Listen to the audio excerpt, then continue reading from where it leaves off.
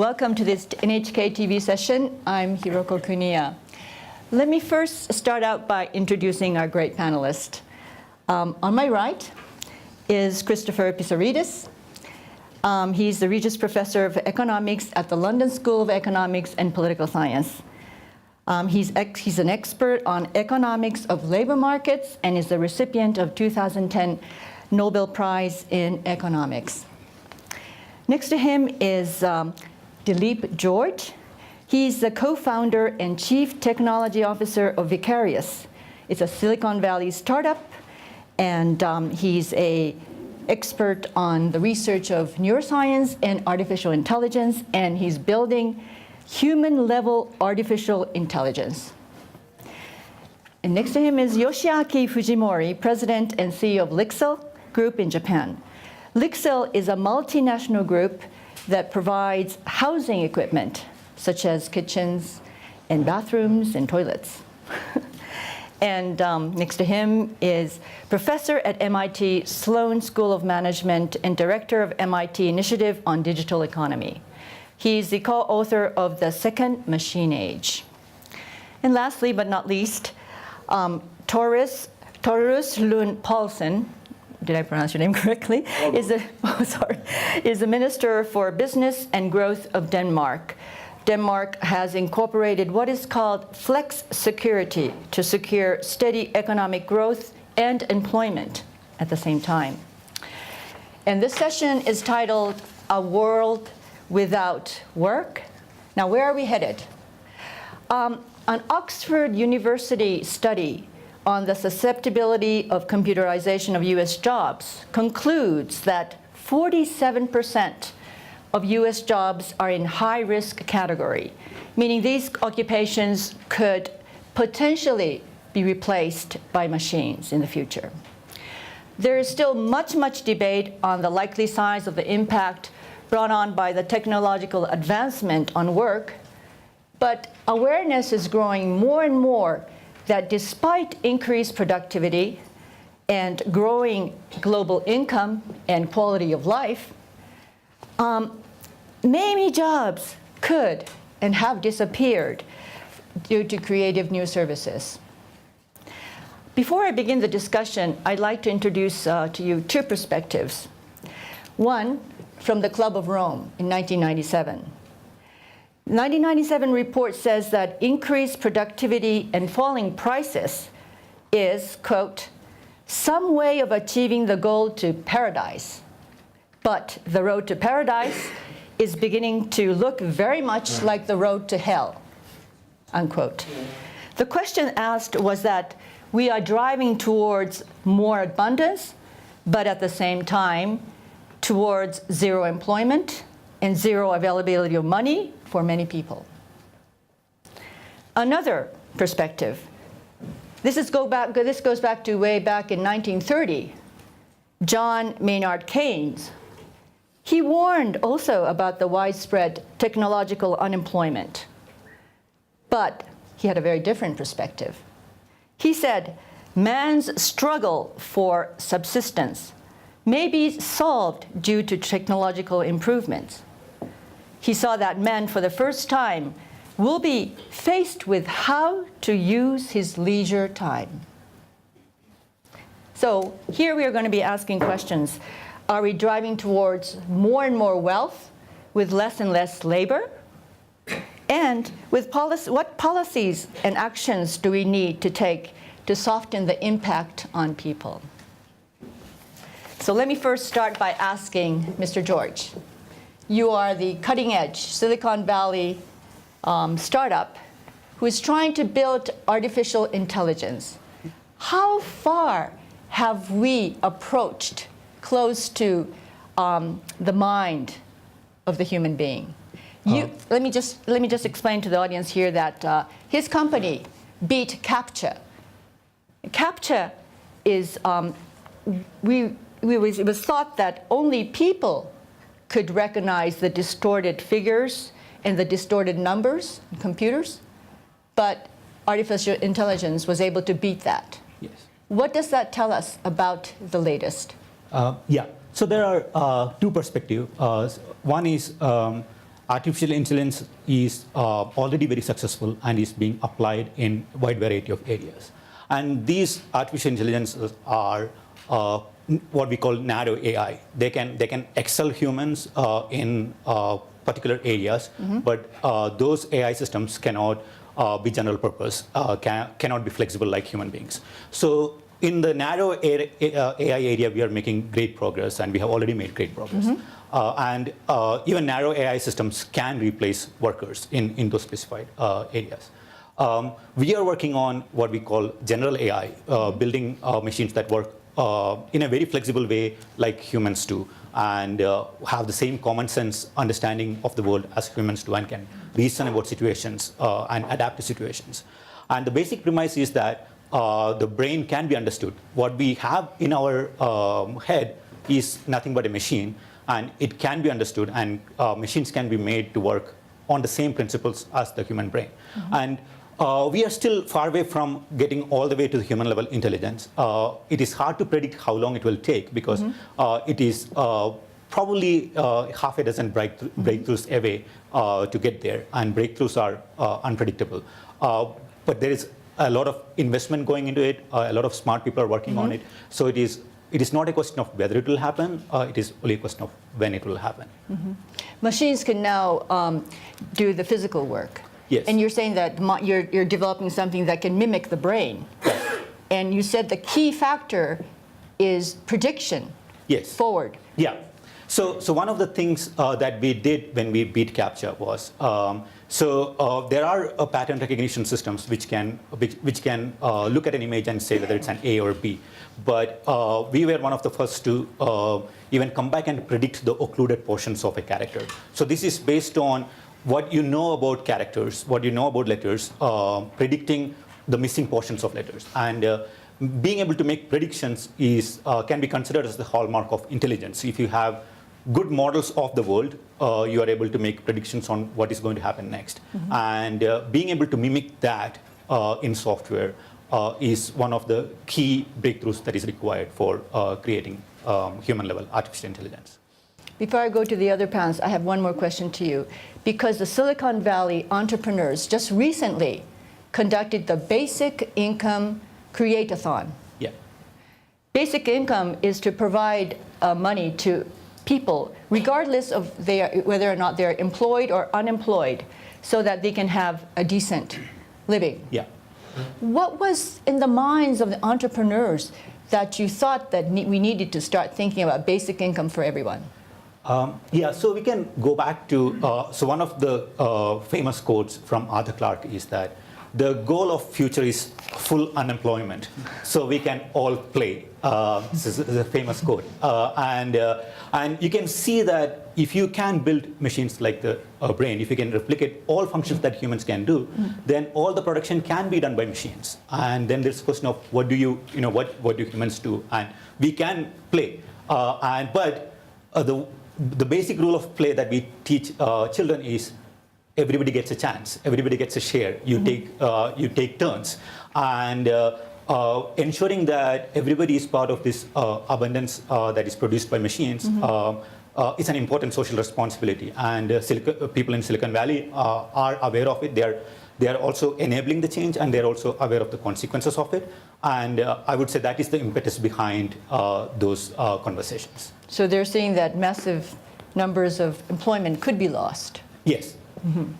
Let me go to Mr. Brynjolfsson. In your book, in your second Machine Age, you say that there will be few winners and many, many losers. What's happening to the labor market? So I wouldn't actually put it quite that way. Okay. Let me clarify. So it's true that that the technology is making the pie bigger and overall wealth is getting larger, but there's no economic law that says that everyone's going to benefit proportionally. It's possible for some people to come out way ahead and others behind. Through most of history, it was a rising tide that lifted most boats.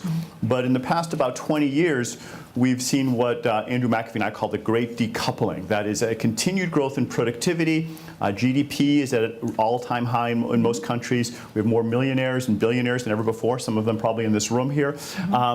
But median income, the income of the person at the 50th percentile, is lower now in the United States and many other countries than it was in the late 1990s. So the productivity has become decoupled. And part of the reason that's happened is that technological progress can be biased. You can have it biased towards high-skill workers against low-skill or middle-skill workers. You can have it biased towards capital or labor. You can have it biased towards superstars or and against other people who aren't superstars. So those are all possible ways that the technology can unfold.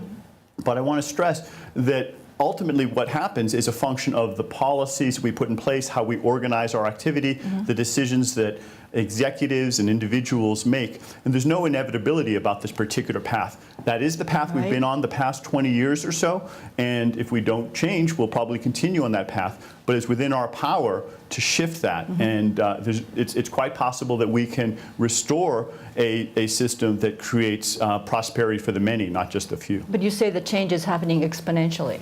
The technological change is happening exponentially. Our institutions, our organizations are not changing nearly as fast, and that's part of why we're having these difficulties.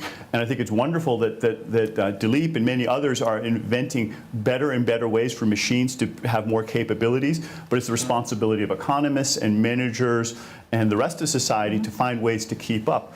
You know, in the earlier industrial revolution, you mentioned how machines had automated muscle work with the steam engine and electricity. The rest of society adapted to that. We invented mass public education. We changed our social security system. We made a whole set of other changes, and that helped soften the blow. It was still very rough for many people, and not everybody benefited immediately. But ultimately, we adapted, and we made some changes. We now have to make equally important changes in our institutions and our organizations today. And one of the reasons I think it's good that we're having this conversation is that we don't want to hold back the technology. What we want to do is speed up our human capabilities, our skills, and our organizations to keep up with what the technology is making possible. Mr. Pissarides, excuse me, you say that the global share, the global income is growing, but the share labor gets is getting smaller and smaller. Therefore, inequality is rapidly rising. And last year, I think you warned the people here and that the wealth of the richest 1% would own more wealth than 99% of the population. And Oxfam just announced this week that it happened, right? My view about it is very much the one that you just heard from Eric. The pie is growing bigger. There's no guarantee that everyone will benefit if we leave the market alone. In fact, if anything, we think that not everyone will benefit if we leave the market alone. So we need to develop a new system of institutions, new policies that will redistribute inevitably from those that the market will have rewarded in favor of those that the market will have left behind. Now, having a universal minimum income is one of those ways, and in fact, it's one that I'm very much in favor of, as long as we know how to apply it without taking away the incentive to work at the lower end of the market. I'm also not worried at all about job creation at the unskilled end of the market, because there are many labor-intensive services that we'll never be able to automate. There is the caring, nursing sector, medical sector. I don't mean high-level doctors, I mean sort of nurses and those who look after. Given with the aging of societies as well, there will be a big job creation sector, however many successes there are in artificial intelligence or anything else. There is the leisure industry, which is labor incentive. You don't want to sit in restaurants and being served by robots. I think you never will. Or you don't want your food to be cooked by robots. At least I don't when I go to restaurants. There are many sectors that are like that. Where we're going to miss out is where we're already seeing it in the United States, and then it will spread to other countries, which is the middle class, which, as was said at an earlier session this morning, is the big consumption class of the economy. So how do we ensure that there is enough demand going out into the economy that will provide the incentive for people to create jobs for the majority of the labor force? And inevitably, we have to confront the idea that governments will take a more active role. I know, currently there's a presidential campaign going on in the United States. I know if one of the candidates gets up and says what I just said, you will lose the election. But then we have Scandinavian representation here. If someone comes up in Scandinavian elections and says we're going to move away from that and you never hear the word redistribution again, he's also going to lose the election. So we have to educate, in other words, our public that we need it. Redistribution is not a dirty word. I live in Britain. We pay more than 50% tax. Admittedly at high incomes, but even at the income of a mere professor at the London School of Economics, he has to pay more than 50%. But we're still happy living there because we see the money being spent well on the whole. You know, there's a good national health service. We take care of poverty. They're doing it even better in Denmark and the other Scandinavian countries. And it is a change of institutions that we need to see. But the problem is that all these changes are so happening very quickly, and men take a slower time trying to adjust to everything. And I would like to ask Mr. Fujimori, how you, as a corporate executive, feel about the job security, for the workers? You probably make rational judgment, looking at productivity, looking at personnel cost, looking at the new systems. What is happening with the job security? As the CEO of the company, that we always consider our jobs. And one side that we wanted to use everything possible to improve our productivity. If AI come in, we'll take it. You make it, we sell it, we use it, we'll make it more productive. Right. And also, as of right now, that we have about 100 facilities in the world. We have lots of workers over there with the highly productive machine that's coming up. I think we will hit some blue collars as well. And also, not only that, it will hit some of the white collar segment like marketing, HR, finance, etc. But having said that, what we are worried about is not that, because we can always retrain them to do higher value added work for them so the company can overall prosper. What we are worried about is the disruptive technology. Disruptive technology or disruptive business model will overtake us. So the whole company goes down by those disruptive technology or disruptive model. So we wanted to more think about a competitive strategy. We're competing with our manufacturers of our kind today. 10 years from now, 20 years from now, Delete may be competing us, or maybe Google may be overtaking us. So the business model will change dramatically with all these AI and new fourth industrial revolution come up. So we got to catch up all these. The question is, who do we have our disruptive team within the company, or do we want to be more agile to adapt to the change quickly? It's our company's choice, but CEO, our industry has to think more of those, how to survive, how to improve our company. So the rational decision that each corporation will make is to be more productive and more competitive. Right. And even in your country, Denmark, you are promoting small and medium-sized corporations to increase robots, introduce them in more highly intelligent production facilities to increase competitiveness. But you could get into a vicious cycle of, automating, less workers, less demand, and less purchasing power. Isn't this a big dilemma? It is. It's also a concern, I can say. But when I'm traveling around in Denmark visiting companies, some of the companies that are investing in automation, that kind of thing, they are in fact able to create jobs now because they will be more competitive. Denmark has, because of our very high taxes and that kind of thing, also for companies, we have been exporting a lot of jobs out to other European countries and even also to Asia. So I think for Denmark, in fact, having this new agenda, that could be an advantage. But of course, some of the European countries, also in the EU, they will have a lot of pressure because some of the new technologies would send jobs away. Before, Mr. Burleson, when productivity rose, companies made more money, they hired more people, And even if people were replaced, there were new businesses that were created. So the cycle was not a vicious one. This time, do you predict that this vicious cycle could occur? I don't know. Because I think that- are we going to be able to make yeah. new services, I think more it's a- industries faster? I think that's a great question, and it's something that we have to take very seriously, because as I was saying earlier, I don't know for sure, and that worries me. There's no guarantee that we're going to continue what we did in the past, or whether we're at a turning point right now.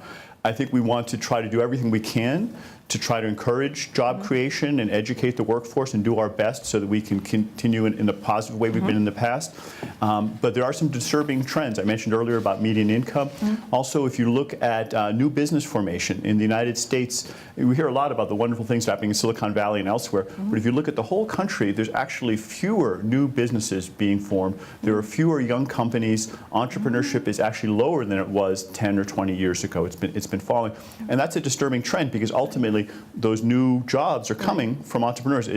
It's the function of an entrepreneur is to think of ways of taking technology and combining it with skills that humans have to fit a business, a consumer need, and putting those things together. That's what entrepreneurs do. We need more people to do that, because the old jobs are being automated. There's no question about that. I don't know whether it's 47% or what the exact number is, but there's no question that many existing tasks will be automated, and that should be a good thing as we replace some of those routine tasks, if we can find the new jobs and the new industries and the new goods and services. I'd like to see us working harder on developing those and developing the skills for the workforce so that we can fulfill those. Because ultimately that will be the best way to provide for people, is to have people doing productive work. And that would be my first option before we go to a basic income or other sorts of things, which we may have to at some point.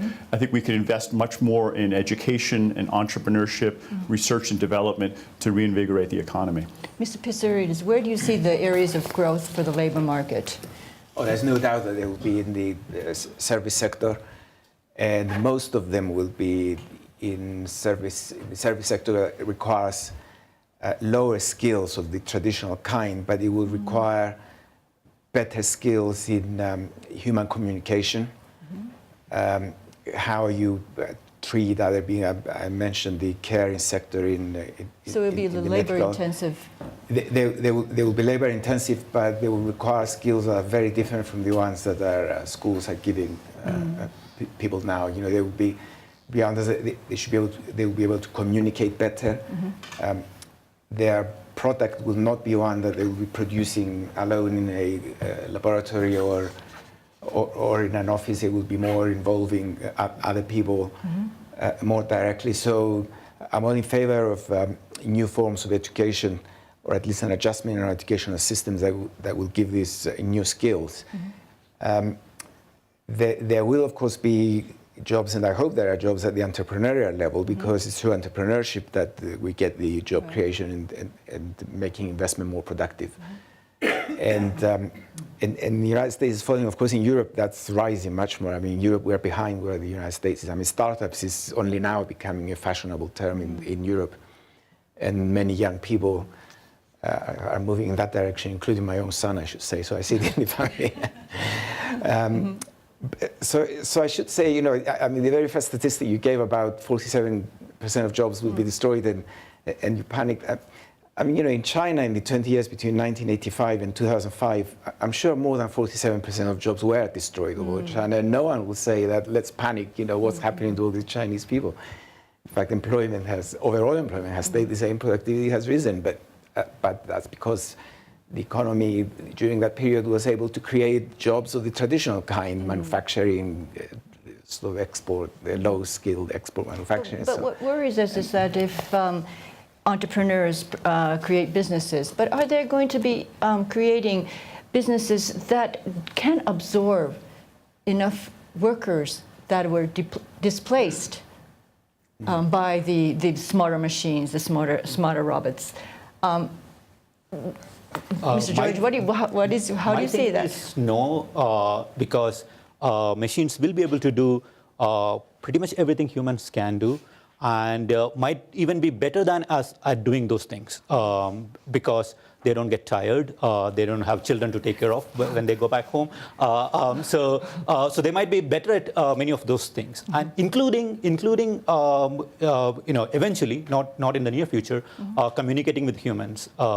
We might not prefer it. We might prefer communicating with a real human because we might consider the robot to be fake. So we might. It is not whether the robot is able to do a good job of it. It is more like we prefer interacting with the human. So that can be a decision that we make as as a society, our own preferences. But my take is that no, machines will eventually get better than humans at many of these things, and we will be able to produce a lot more with much less human effort. And that doesn't mean we won't have meaningful activities. So our definition of what is meaningful activity has changed over our history, right? TV career was never a career before, and that was, we have new technologies, new careers, and probably what will change is our definition of what earns you an income, what earns you a living, but probably our meaning of life, or our self-worth can be detached from how much money we make from our work, as opposed to what we actually do for our own fulfillment. So you're saying we did detach our work and income? That could be a possibility, yeah. Really? That's a new paradigm. Yeah, in the sense that you don't have to work to get a basic income. So that's one of the ideas. And you work because you like work, not because it's a necessity to earn a living. That could be a paradigm shift. Yeah, I can see that kind of a future. I think it might be useful to distinguish the far future from the near future. I agree with Dileep that eventually machines will be able to do almost everything because of the amazing research. And, ultimately, the brain is a machine, and so there's nothing. I don't think there's anything magical that would prevent technology from eventually replicating most, if not all, of those capabilities. But that's a long way off, and I don't know. Maybe it'll be a little bit sooner with the hard work of some of the folks that are working this.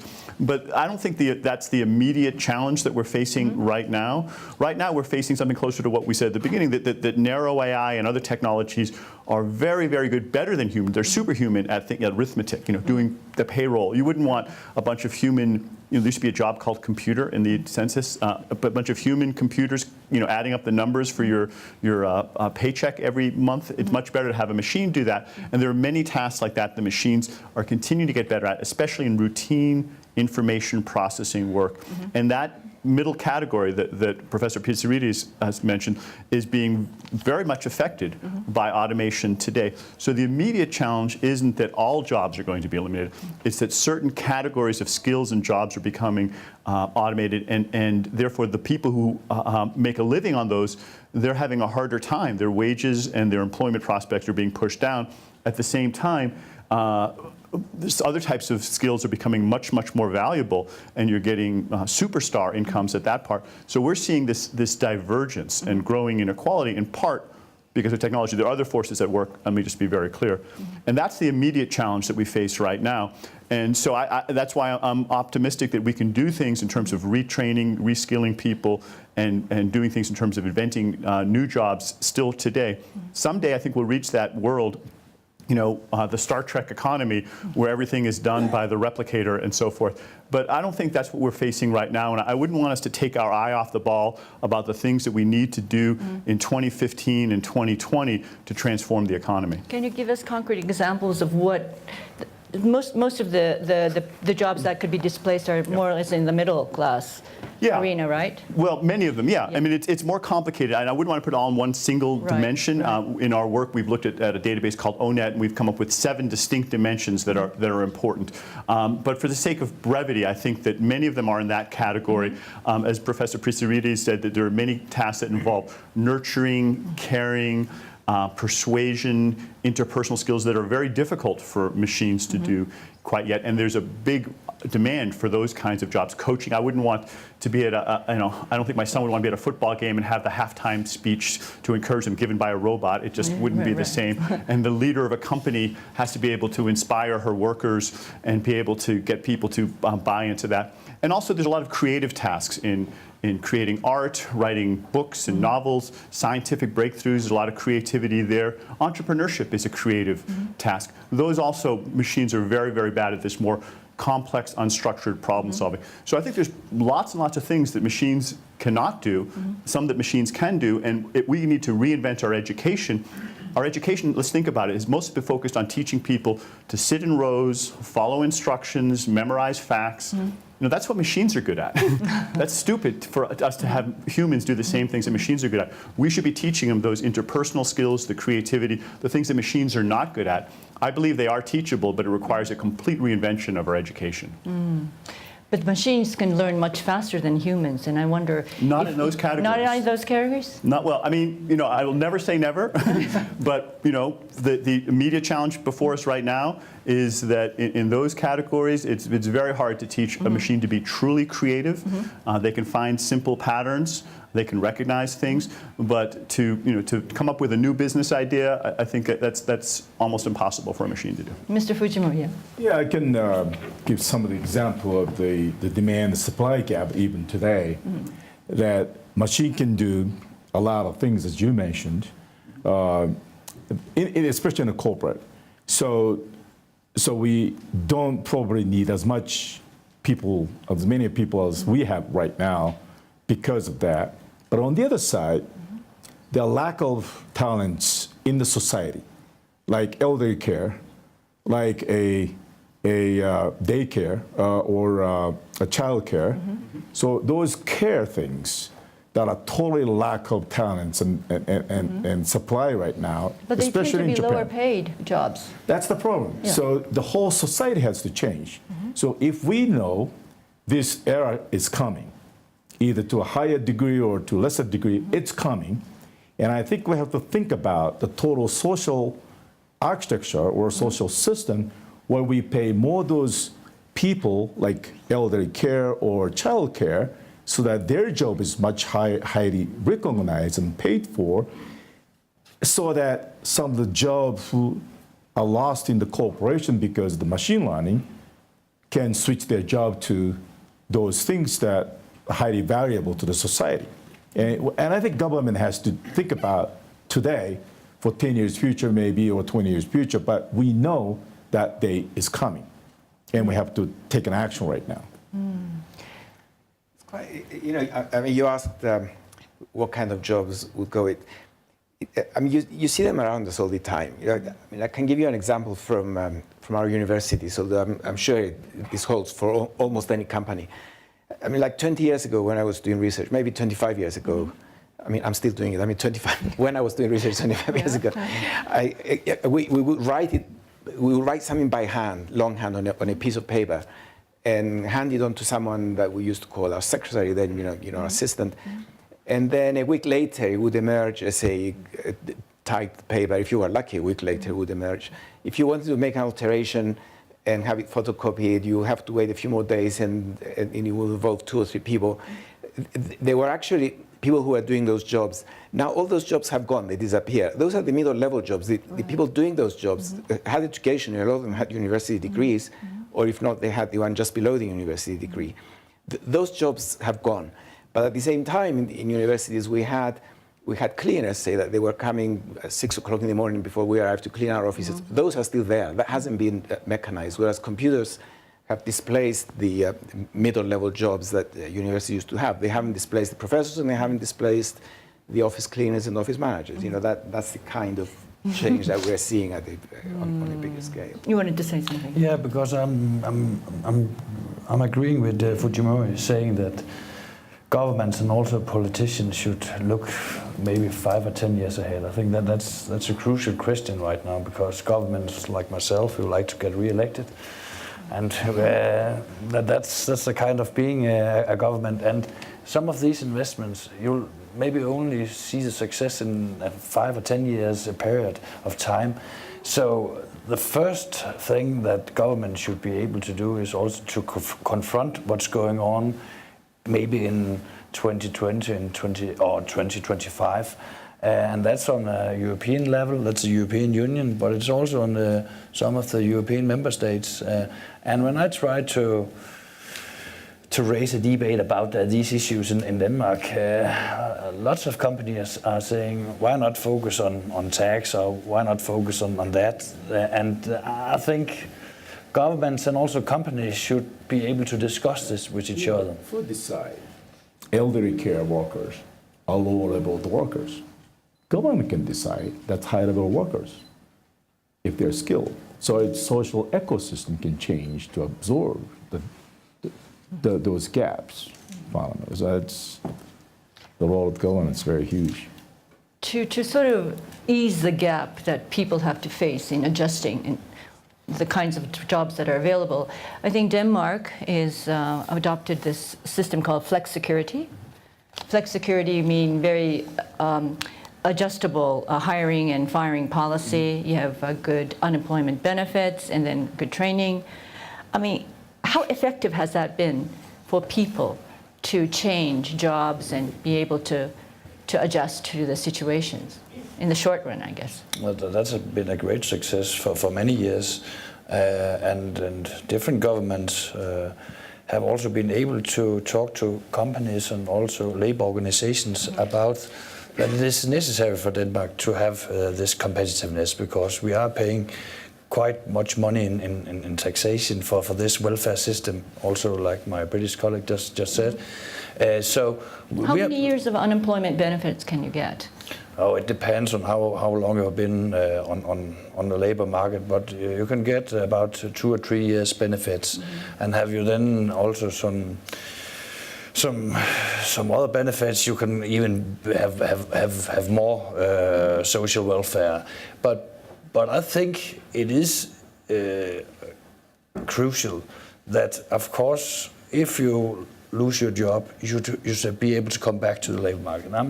I agree on what Erik has just been saying, that we'll be able in Denmark, hopefully in the future, also to focus more on education, because education is the future, trying to give the unskilled workers a hope and also a possibility to come back to the labor force. And education for me is number one, and that will be the link back to companies and also back to the labor market. If I could add on that, the many countries, in fact, we had in Southern Europe in particular, many governments think that if they protect the job, employment protection as they call it, then they're helping the workers. In fact, that's not the case. What the government needs to do is to protect the worker's income, is to find a way of guaranteeing a good standard of living of the worker, and leave the job alone, leave the employer deal with the job, because employers are much better at knowing what kind of jobs are good and what's productive, much better than the government. And Denmark probably does it better than any other country in the world. But that's the basic idea. The government gives security to the workers and flexibility to the employer. And that combination is the best one in terms of adoption of new technology and adapting to new technology, to new challenges in the economy. Now, the challenge the government has to face is how to protect the income of the worker and the living standard of the worker without creating disincentives. In other words, bring the worker back into a job in the way that Mr. Poulsen was saying. But there's been a lot of research in that field. In fact, my research is very much along those lines. And we do know how to handle it. And again, Denmark, Sweden, Netherlands, I should say, they are handling it well. They're a good example for other countries to follow. I wonder, I just wanted to introduce a quote from Keynes again. And he said that spread the bread thin on the butter to make what work there is still to be done to be widely shared as possible, which means like work sharing. Yes. People share jobs. Or there's ideas like negative income income tax. I mean, what do you think are the effective policies that could enhance decent life, but at the same time allow people to move on to the next? Well, I would build very much on what Professor Pisaretti said, is that we really face a fundamental choice. Do we want to protect the past from the future or the future from the past? And by that mean, do we want to preserve the existing jobs, the existing industries, everything the way it was? And you see companies lobbying the government to be protected. Uber is having a lot of trouble in the United States and Japan, especially here in Europe, to introducing a new way of delivering rides to people. And some of the owners of the taxis and the taxi medallions and the existing services have been very successful in blocking it. But you can go through many, many other industries where that's happening. And I think there's an instinct for governments to say, hey, we want to preserve these jobs, we want to hang on to the way things they are. But that's always, 100% of the time, a failing strategy. And whatever number of jobs gets automated, that's not where we should be focusing. It's actually good and productive for jobs to be automated. What we need to be focusing is on inventing those new jobs and making it easier to discover and develop them. And as we do that going forward, we may find that there's more flexible work arrangements. When I talk to some of the people in the so-called on-demand economy, next time you take an Uber, you can interview your driver.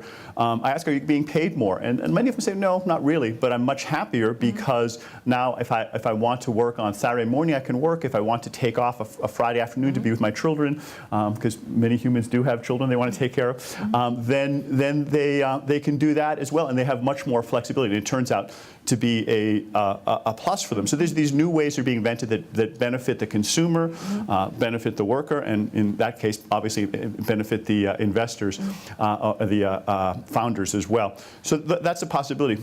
Going forward, I wouldn't surprise me if, as our living standards rise, we choose to have much more leisure, as John Maynard Keynes suggested. He was a little bit off, and if you follow up on that quote that you were making, he predicted that by our era, people would be working maybe 12 hours a day. 15 hours. 12, a week, sorry, a week, not a day. 15 hours a week. Yeah, some of us are working 3 hours a day. 3 hours a day. Yeah, so and he was not right about that. He was pretty much accurate about predicting how wealthy we would be, but I think he underestimated our appetite for consuming a lot of the new things that have been invented. Right. But even holding that aside, it's certainly true that the work week is much shorter now than it was in 1929 when he first wrote that draft of that, or 1870. It's been falling, and I think that's mostly a good thing. People can spend more time doing other things, and as long as they are able to have enough income to take care of their basic needs, that's a choice many people will make. There's another argument that if the changes are so fast and that people are not being able to adjust to it, should we control the pace of the innovations? Should regulate? Probably not. I don't think that's a good idea to control the pace of innovation because I don't know what the side effects are from that. And I don't think there is a reasonable way to control the pace of innovation. How exactly to make that happen. It's better to let innovation take. But do you want to keep automating everything and bringing, taking it? Yes. Yes. No, as long as we do the other things. Yeah. Okay, so let's just focus, as I was saying, on protecting the future from the past, and have that. And look, what are we talking about? We're talking about a world. Let's just be very clear: a world with a lot more wealth and a lot less work. Shame on us if we think that's a bad thing. I mean, that's just weird to think that that's a bad thing. It should be a good thing to be able to have more wealth with less work, but we have to do it in a way that we distribute things it's scaring equitably. Everybody. Understandably, because right now our current system isn't letting people share it. It's been benefiting the few, not the many. But it doesn't have to be that way. There's nothing fundamental baked in. Those are some societal choices that we can make. Well, I should have to say that shame on us if we don't think it's a good thing, and shame on our politicians if they're not brave enough and get up and say that and say, this is what I'm going to do and vote for me. This is a group that can influence that. But, most of the government today tends to block the new things coming in. So I would go the other way. The government should accelerate even those new things coming up and disruptive technology replacing existing technology. I mean, most of the countries are tighten much more regulations and they are more protective from those new businesses taking over existing businesses. I don't think it's the right thing to do. So Japan is the same way, and in the other countries the same way. I think government should relax all these regulations to allow new businesses to emerge. But Mr. George, isn't it true that some experts say that people who can be hired by the new entrepreneurships are those who are immune to unemployment to begin with. And only those who are immune will be hired. Well, I think one, technology can help retrain people, and also people plus technology can be a very powerful combination. Plus, I think every human being has the ability to be creative, and whether it being on entertainment side, crafts, thinking of new ideas, exploring the rest of the universe. So every human being has the capability to be creative, and we are creative when our basic needs are met. For example, I wouldn't be an entrepreneur if I was worried that if I fail, I will starve and die. If that was the outcome I am facing, I wouldn't dare to be an entrepreneur. I wouldn't take risks. And I think that's a future that we can give to everybody. That people's basic needs are met, and I think they all have the capability to be creative. In Denmark, I think, is leading the way on a lot of this. I mean, what you were describing with flexicurity is a great example of how you can have jobs, people moving from job to job, but still have that safety net. I'd love to hear more about that. Yeah, but maybe I'd like to return to Uber, because I think that's a great example. Because in Denmark we have quite much regulation, I must say, and I'm not in favor of that. But the reason why we have made so many laws and also have so high taxes is the welfare system. But talking about Uber, and I'm in favor of Uber. I think this would be a huge company also in Denmark in the future. But when I'm talking to taxi companies, and then they ask me, how can you make sure that Uber also would pay tax? Because they are not a part of the system, because it's ordinary people driving around. Nobody would control if they're paying taxes. So there'll be a huge discussion in Denmark how to secure that the new ways of living, that they will also be a part of the welfare it's system. interesting you mentioned, I had a conversation with some of them, and they were talking, in some countries, in Denmark is not so much one of these, but some countries it's mostly a cash economy. People pay their taxi drivers with cash. And do they pay taxes? No, they don't. But when they go with Uber, they have no choice. They pay with a credit card. All of that's recorded. So in many cases, it's bringing it into a part of the economy where the taxes can be paid. So in that sense, it actually could be helping on that dimension. I think in Denmark, people probably already are using cards anyways. Yeah. The question is, what creates more jobs? Protect taxi drivers, or if you open up, you create probably 10 times more jobs. But I'm not protecting. I'm just trying to give you some dilemmas in Denmark about this issue. Also concerning Airbnb, that has been a great success in Denmark, a huge success worldwide. But of course now hotels and that kind of companies are coming to me saying, oh, it's not a fair competition because they don't have the same regulations that we have to fulfill.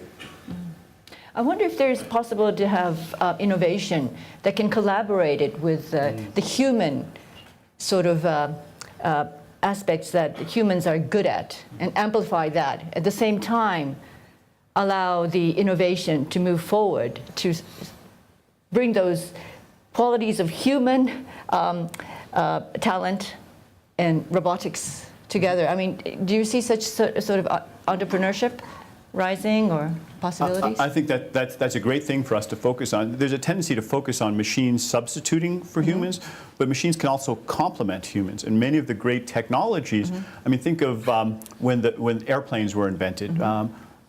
Before that, there was no need for pilots, but to fly an airplane, you need a pilot, and so that became something that augmented our ability. We couldn't fly before. Now, with a machine and a human together, we can fly. So that's impressive. Going forward, there are things. I was talking to some people just earlier today about using Google Glass. And to have what they call augmented reality, where it can give you guidance so that if you are a plumber or you are repairing a car or you're doing surgery or whatever, it can overlay some of the guidance so that you do things correctly. Even nurses may be able to do things that they previously weren't able to do, new sets of skills by having the machine augment them. And instead of replacing labor, it makes labor more valuable, allows workers to do new things. And there are many other examples where machines are complementing humans, and the more we see of that, the more we'll see wages going up instead of down. Should we try to sort of have policies lead towards that than just automating everything? It's difficult, but let me just, in terms of the policies, I think one of the things we do right now is we tax labor very heavily. And so if you're an entrepreneur and you have $2 billion ideas and you're trying to decide this $1 billion idea or that $1 billion idea, this is a problem a lot of people have in some in Silicon Valley. Then the way it currently set up is if one of them hires thousands or hundreds of thousands of workers, there's a huge tax burden associated with that. There's a whole set of taxes that are associated and benefits and so forth. If the other one requires no workers, then you don't pay those taxes. So the government right now has their thumb on the scale saying, we're going to penalize the business that creates a lot of jobs and not the other one. And so that's probably not what we want to do. If anything, we'd like to do it the other way around with, say, like an earned income tax credit that rewards people for working and creating jobs. We can also do things in the private sector. At MIT, we have created something we call the Inclusive Innovation Competition, where we are launching now, and it'll be the winners will be announced in September. Companies and innovations that are using technology to create shared prosperity as opposed to narrow prosperity. And we think that by spurring more innovators and more entrepreneurs to do that, we'll invent a lot of new ways of doing that. Just as the DARPA Grand Challenge helped invent the self-driving car, we're trying to do that for business models. On the taxation, I mean, I was taking it away a little bit from our main topic, but switching from labor tax and income tax to consumption tax would deal with the problem. And it's not difficult to monitor a consumption tax. Just like now we declare our income and we pay tax on our income, we'll declare our savings as well, and we'll pay tax on the difference between income and savings as a consumption tax. Mr. Fujimori, you've been talking about we should, deregulate and be able to try to do incorporate innovations. Other than that, what should corporations start thinking about with regard to this employment? We have to, we talk a lot about retraining, and retraining is responsibility for the corporation. If we know the future, and I think we're almost crystal clear that we know the future, that's what we're talking about, that we have to start to retrain the people. And also we have to work with the government to really create the future talent to be more adapted to the future trend. So if we need more of digital science or cognitive science, that we have more education to generate those people as opposed to the traditional electrical, mechanical engineering, which is not going to be a major force in the engineering side of it. So the education, but what the corporate can do is to retrain them to be more innovative, to be more creative, so that creativity and innovation can match with the technology advancement that Dilip and Eric has been talking about. Eric, you talk about in your book that communities where people are working are much healthier. Although we've been talking about what's wrong with more and more wealth with less and less labor. But communities tend to be much more healthier if people are working. Yeah. Right. Yeah, and this is one of the things that concerns me. Voltaire put it very eloquently. He said, work solves three great ills, boredom, vice, and need. Now, we've been mostly focusing on the third one, the need, that work will provide income.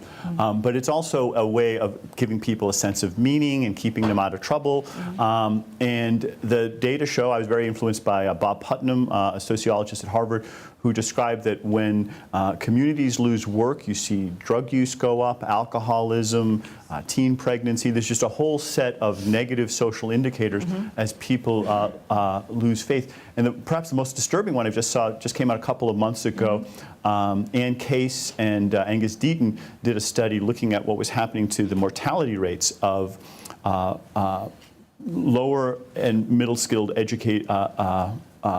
white Americans, especially males, And while mortality had been improving for everybody for most of the century, about 15 years ago, it started getting much worse for that particular group.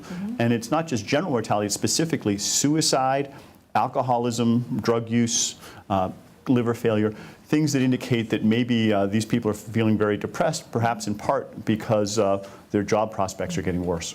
I have a comment on that. That's a study of the society as it exists now, where the majority of people are employed and the minority are unemployed, and they feel left out and they will feel depressed because socialization is part of employment. We also go to office to meet people and have social life. And the social life is tied very closely to employment right now. There are cases where, some Greek islands I read about where people work much less and they spend more time on social life. And if majority of people are doing that, maybe the adverse effects of not having to work will go away. I think it is connected to the social interactions. The more social interactions we have, healthier we are. And probably currently the unemployed are left out of the social interactions. I can add more on the diversity side of it. Especially in Japan and in some of the countries, there was still not accelerating this diverse culture. But if the productivity goes much higher, and let's say anybody can do the same work in like 60% of what they spend today, they can more focus on childcare. They're more focused on what they can do together to generate more population. That would help the accelerating diversity as well as maybe for Japan declining population. So I think it's a good thing. So I think we have to think about sharing prosperity also, right? And this is where government has a very active role to play. There's no other way of doing it. Well, this session is on a world without work. So I'd like to ask the panelists, what's going to be determining whether or not we will have a world without work or not? Anybody want to go at this? What's going to be the determining factor? Well, let me tell you what it's not going to be. What? It's not technology. It's our choices of how we use the technology. Technology is and always has been a tool. We have more powerful tools now than ever before, which means we have more power to determine what our future is going to be. And we should never forget that ultimately the choice is in our hands, and it's going to be in the choice of the politicians and the people who elect them and the people who influence them, many of them at Davos this week. So let's just remember that ultimately it's our choice, not something that happens to us externally. Okay. It's our choice there. Technology will probably and high productivity will probably give us fewer hours of work overall, but not necessarily fewer employment. I mean, we didn't say anything about the Netherlands. They have, if you look at annual hours of work that are performed in the Dutch labor market, you'll see that it's one of the lowest in Europe.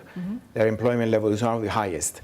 They found a way of indirect sharing that labor, and it's also one of the countries that shows one of the highest job satisfaction levels in surveys they're doing. This is one way of sharing work, and in fact, I'm very disappointed to see a lot of the American literature. Recently I was reading a book by a very successful startup in California, criticizing Europeans for being so lazy. They take 6 weeks vacation and they only work 35 hours a week. But in fact, that's the future. That's what ensures that we're sharing prosperity.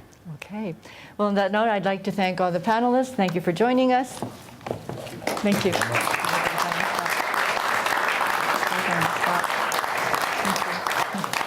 Prediction. Yes. Forward. Yeah. So one of the things that we did when we beat CAPTCHA was, there are pattern recognition systems which can look at an image and say whether it's an A or B. But we were one of the first to even come back and predict the occluded portions of a character. So this is based on what you know about characters, what you know about letters, predicting the missing portions of letters. And being able to make predictions can be considered as the hallmark of intelligence. If you have good models of the world, you are able to make predictions on what is going to happen next. And being able to mimic that in software is one of the key breakthroughs that is required for creating human-level artificial intelligence. Before I go to the other panels, I have one more question to you. Because the Silicon Valley entrepreneurs just recently conducted the Basic Income Create-a-thon. Yeah. Basic income is to provide money to people, regardless of whether or not they're employed or unemployed, so that they can have a decent living. Yeah. What was in the minds of the entrepreneurs that you thought that we needed to start thinking about basic income for everyone?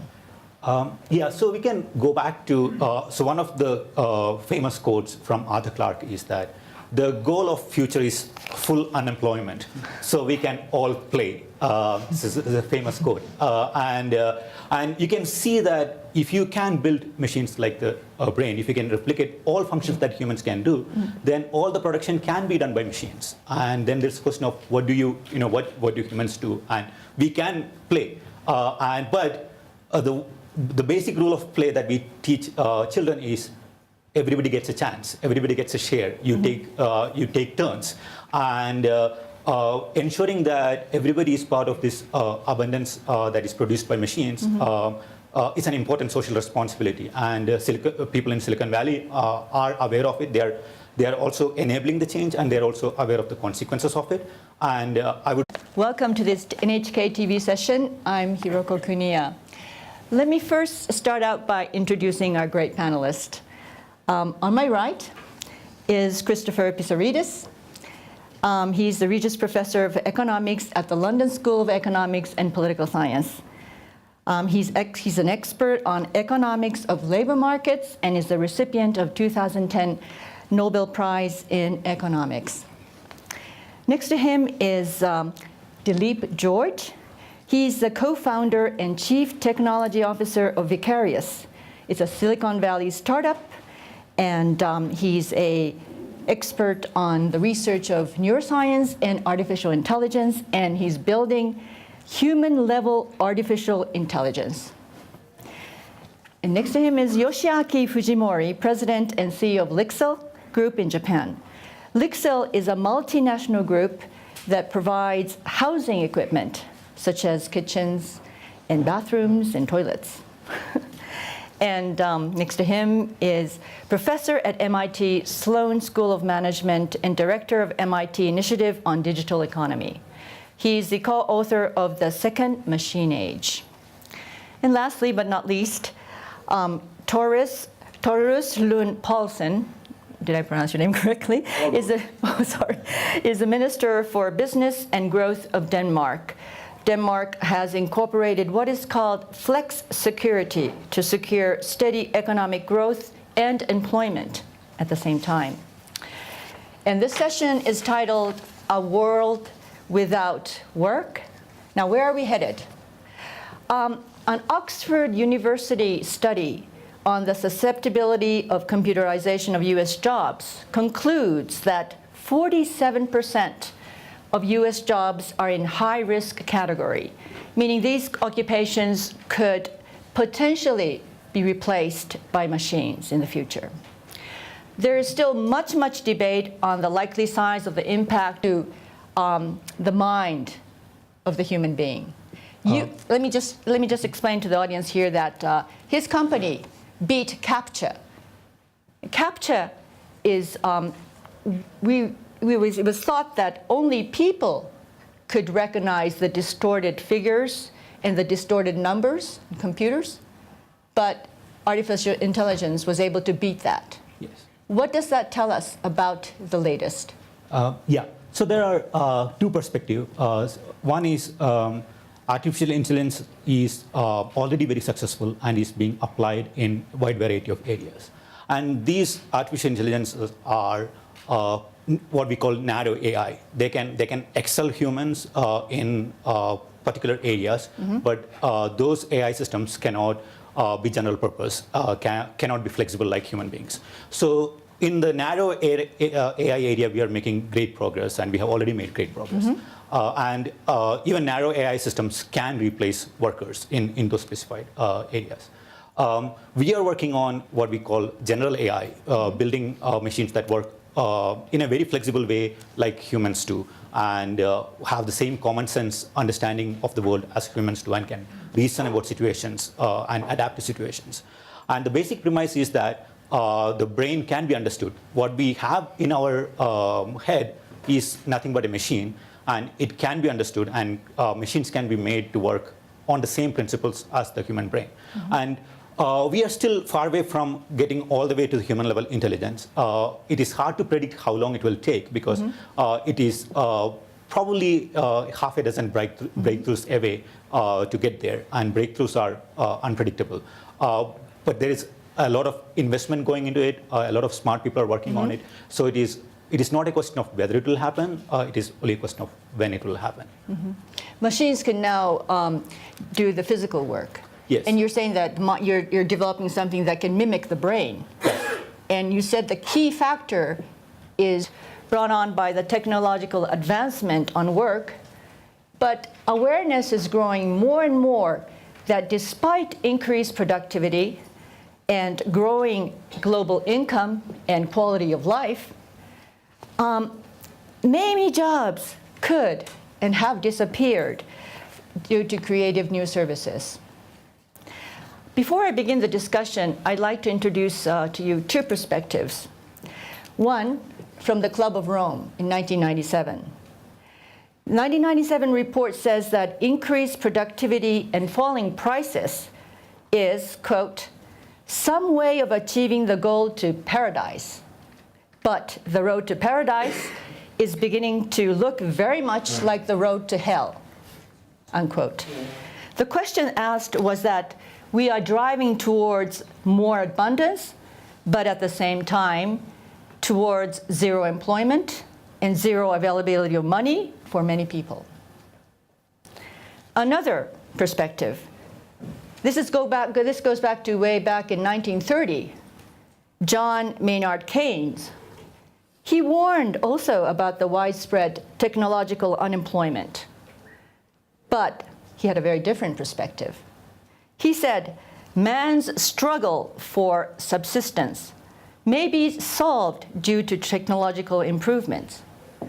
He saw that man, for the first time, will be faced with how to use his leisure time. So here we are going to be asking questions. Are we driving towards more and more wealth with less and less labor? And with what policies and actions do we need to take to soften the impact on people? So let me first start by asking Mr. George. You are the cutting-edge Silicon Valley startup who is trying to build artificial intelligence. How far have we approached close to? So that is the impetus behind those conversations. So they're saying that massive numbers of employment could be lost. Yes. Let me go to Mr. Brynjolfsson. In your book, in your second Machine Age, you say that there will be few winners and many, many losers. What's happening to the labor market? So I wouldn't actually put it quite that way. Okay. Let me clarify. So it's true that that the technology is making the pie bigger and overall wealth is getting larger, but there's no economic law that says that everyone's going to benefit proportionally. It's possible for some people to come out way ahead and others behind. Through most of history, it was a rising tide that lifted most boats. But in the past about 20 years, we've seen what Andrew McAfee and I call the great decoupling. That is a continued growth in productivity. GDP is at an all-time high in most countries. We have more millionaires and billionaires than ever before, some of them probably in this room here. But median income, the income of the person at the 50th percentile, is lower now in the United States and many other countries than it was in the late 1990s. So the productivity has become decoupled. And part of the reason that's happened is that technological progress can be biased. You can have it biased towards high-skill workers against low-skill or middle-skill workers. You can have it biased towards capital or labor. You can have it biased towards superstars or and against other people who aren't superstars. So those are all possible ways that the technology can unfold. But I want to stress that ultimately what happens is a function of the policies we put in place, how we organize our activity, the decisions that executives and individuals make. And there's no inevitability about this particular path. That is the path we've been on the past 20 years or so. And if we don't change, we'll probably continue on that path. But it's within our power to shift that. And it's quite possible that we can restore a system that creates prosperity for the many, not just the few. But you say the change is happening exponentially. The technological change is happening exponentially. Our institutions, our organizations are not changing.